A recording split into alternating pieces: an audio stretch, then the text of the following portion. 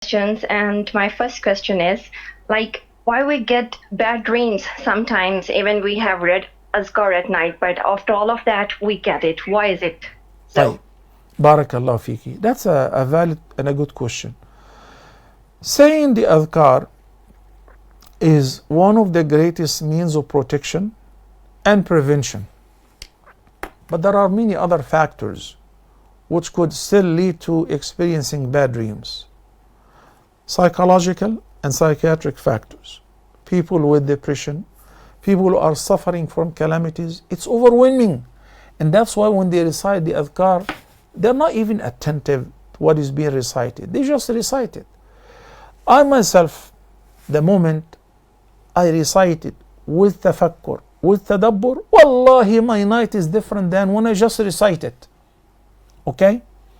When a person is going through a big test, when I'm having my final tomorrow, especially in pharmacology, subhanallah, no matter what I do, I'm overwhelmed. In my dreams, I'm thinking about a tough exam, a very difficult question. There is something called hadithun nafs. What is overwhelming you?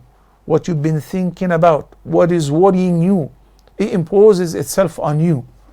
You know? So basically, there are many factors, but the Adhkar 100% beneficial. If there is no benefit out of it, but that some of these Adhkar, when you recite, if you die as a believer. When you're resurrected, you enter Jannah. You know the hadith of Al-Bara ibn Azib, فَإِن مِتَّ مِتَّ عَلَى الْفِطْرَةِ اللهم أسلمت نفسي إليك ووجهت وجهي إليك وفوضت أمري إليك. Ayat al-Kursi, the greatest ayah of the entire Quran. The last two verses of Surah Al-Baqarah, آمن الرسول بما أنزل إليه من ربه ومؤمنون. What did the Prophet ﷺ say if you recite them prior to going to sleep? كفتا.